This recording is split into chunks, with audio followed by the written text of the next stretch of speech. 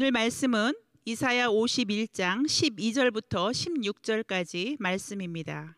이사야 51장 12절부터 16절까지 말씀입니다.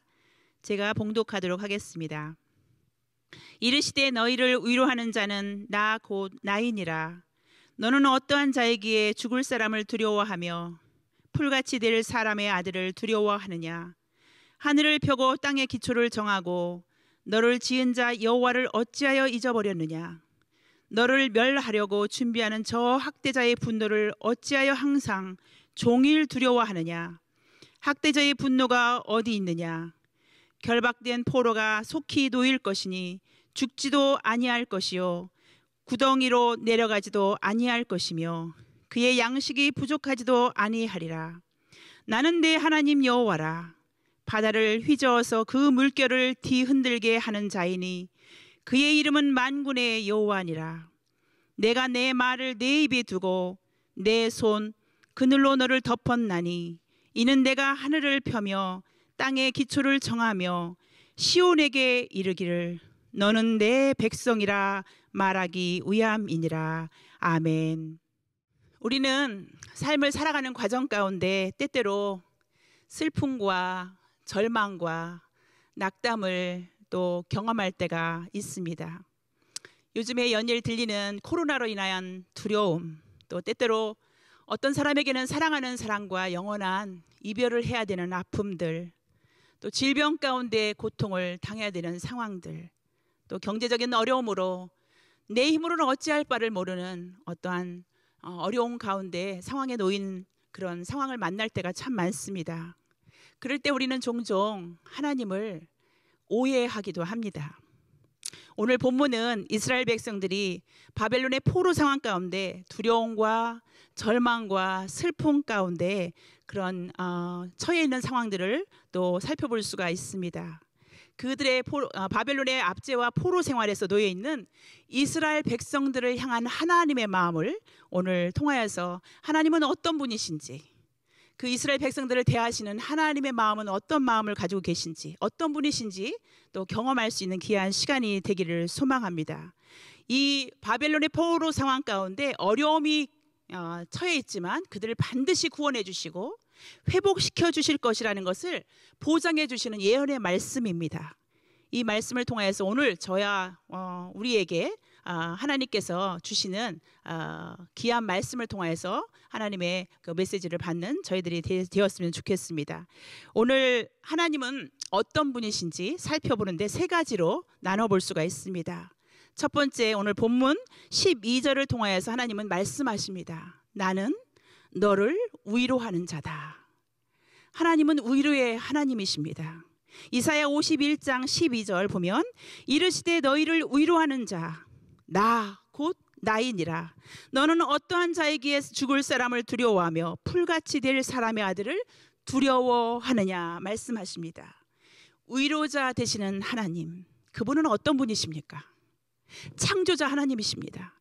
이 온 땅에 기초를 세워가고 하늘을 펴시는 전능자 하나님, 그분은 저와 여러분을 만드신 창조주 하나님이십니다. 그런데 우리가 때때로 어려움과 고난과 역경을 맞이할 때 그 하나님을 망각할 때가 참 많습니다. 그 두려운 상황이 덮어가면 하나님의 얼굴을 구할 능력, 힘조차 없어요. 그래서 절망하고 낭망할 때가 참 많습니다. 위로자 되시는 하나님을 만나지 못하면 우리 마음 가운데는 두려움이 가득 차요. 슬픔이 가득 차게 됩니다. 그 두려움과 슬픔에 가득 찬 하나님은 오늘 우리에게, 이스라엘 민족에게 말씀하셨던 것처럼 위로자는 나다라고 말씀하고 계십니다. 왜 위로자가 되실까요? 그 하나님은 우리의 모든 상황들을 속속히 다 아시는 분이세요. 우리의 마음속 깊은 곳도 다 통찰하시는 분이십니다. 이스라엘 백성이 슬퍼하고 두려워할 때 너는 어찌하여, 13절입니다. 너는 여호와를 어찌하여 잊어버렸느냐. 너는 어떠한 자이기에 죽을 사람을 두려워하며 풀같이 될 사람의 아들을 두려워하느냐 말씀하십니다. 여기에서 죽을 사람, 풀같이 될 사람의 아들이란 이스라엘 백성들을 억압하는 바벨론을 지칭하는 표현입니다. 하나님을 하나님을 향해서 하나님이 주시는 위로를 경험하지 않으면 두려움의 올무가 되어서 우리는 두려움을 경험하게 돼요. 성경은 사람을 두려워하지 말라고 이야기하고 있습니다. 왜 사람을 두려워하지 말라고 언급하고 있습니까? 그들은 살아있으나 죽은 자라는 거죠. 풀과 같이 될 사람의 아들이라는 것입니다. 사람은 히브리어로 에노시라는 뜻으로 나타나는 용어를 오늘 사용했는데요. 이 표현의 의미는 병약하다, 굉장히 허약하다, 이러한 병에 걸리기 쉬운 그런 상태에 나타나는 어원에서 유래된 단어입니다. 허약하다, 병약하다, 인간의 존재가 굉장히 극히 연약한 존재임을 다시 한번 우리에게 보여주시는 것입니다. 그런데 우리가 그 인간의 연약함을 알면서도 우리가 두 가지 폐단을 우리가 경험하고 우리가 실행하고 있는 것을 우리 삶 가운데 많이 바라보게 됩니다. 첫 번째, 우리는 사람을 두려워합니다. 신앙생활도 우리가 하나님을 경외하면서 하나님 앞에 신령과 진정으로 예배드려야 되는데 어떤 때는 사람을 참 많이 의식하게 됩니다. 여러분, 코로나로 인해서 예배를 드릴 때 집에서 어떠십니까? 사람이 안 보이니까 그냥 뭐 잠옷바람 예배 드려도 되고 뭐 씻지 않아도 되고 그냥 사람이 안 보이니까, 사람 앞에 나서지 않으니까 그냥 드리자. 이런 태도는 정말 그 중심에 여호와 하나님을 얼만큼 경외하는지를 다시 한번 체크해 볼 수 있는 또 기회가 되지 않을까, 그런 생각도 해보게 됩니다. 마태복음 6장 1절입니다. 사람에게 보이려고 그들 앞에서 너희의 의를 행하지 않도록 주의하라. 그리하지 아니하면 하늘에 계신 너희 아버지께서 상을 받지 못하느니라. 사람을 의식하는 신앙생활, 여호와 하나님을 온전히 의지하며 주님 앞에 나아가는 저와 여러분이 되시기를 바랍니다. 또 두 번째는 어려움에 빠졌을 때 사람을 의지하게 됩니다. 의지하지 말아야 되는데 사람을 의지해요. 보이는 사람이지 않습니까? 저 사람이 나에게 힘을 주지 않을까. 때로는 우리가 같은 비슷한 환경 가운데 어려움을 겪으면 우리들 공감을 하지 않습니까? 마음이 아파요. 그래서 그들에게 가서 힘이 되어주기도 하고 위로가 되기도 합니다. 그렇지만 그 위로는 영원한 위로는 될 수 없습니다. 하나님께서 주시는 위로로 받고 그 위로로 전달하는 것은 위로가 되지만 그냥 사람의 경험에 의해서 그 사람에게 위로의 말을 전할 때 때로는 그것이 영원하지 않다라는 것을 또 삶 가운데 우리는 경험하게 됩니다. 영원한 기쁨으로 영원한 만족으로 채워주시는 그분은 진정한 위로자는 여호와 하나님 한 분뿐이십니다. 12절에 봅니다. 이르시되 너희를 위로하는 자 나 곧 나이니라. 두 번 반복하세요.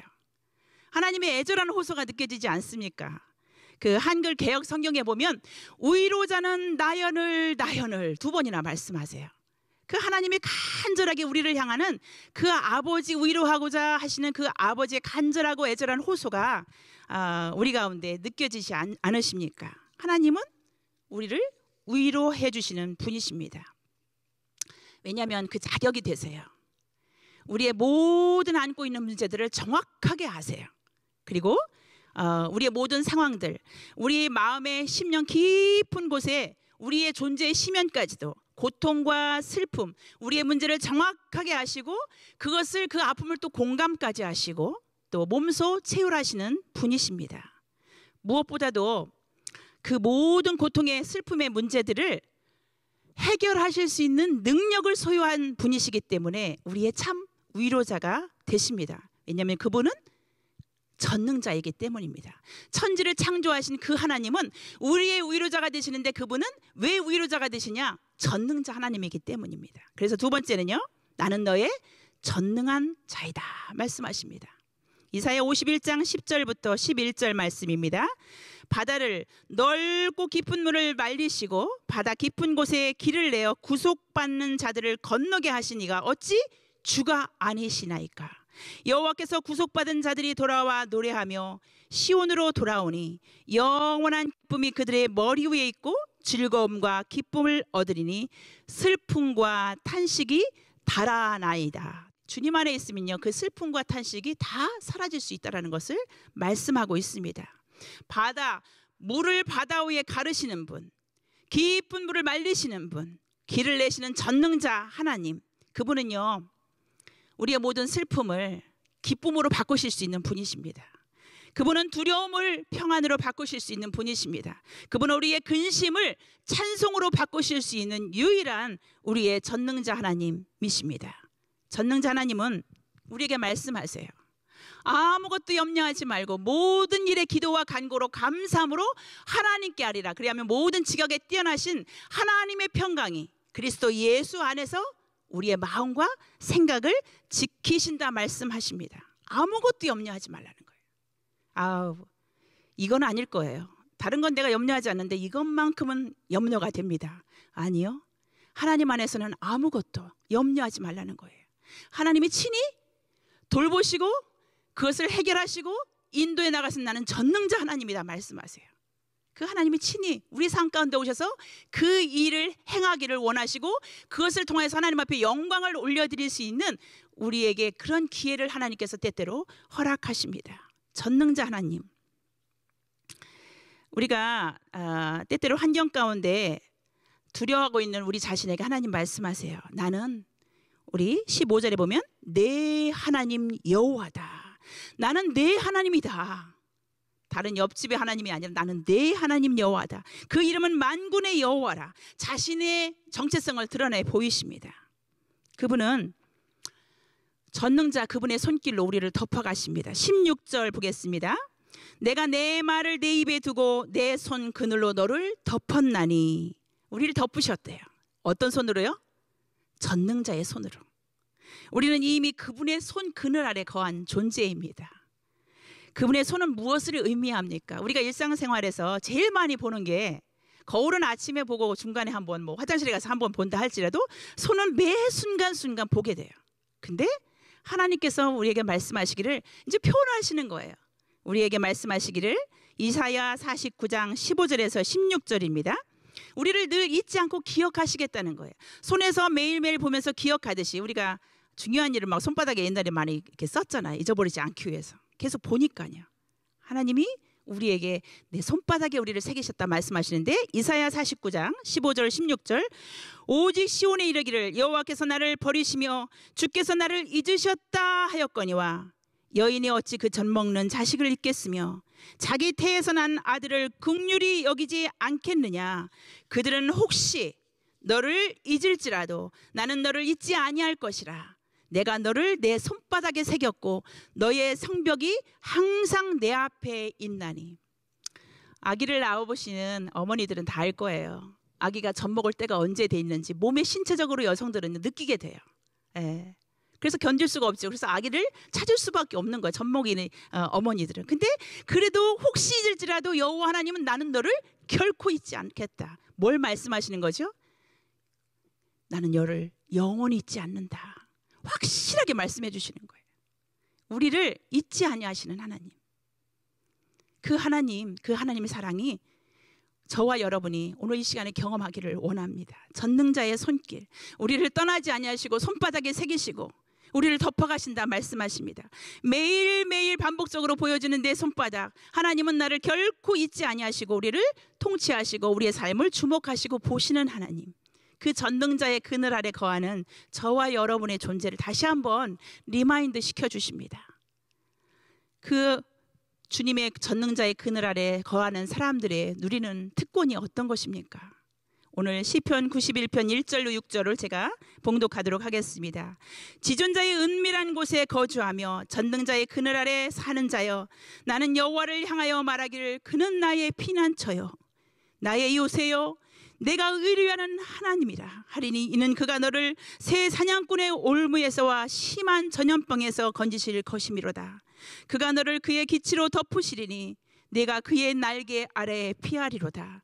그의 진실함은 방패와 손방패가 되시나니 너는 밤에 찾아오는 공포와 낮에 날아드는 화살과 어두울 때 퍼지는 전염병과 밝을 때 다가오는 재앙을 두려워하지 아니하리로다.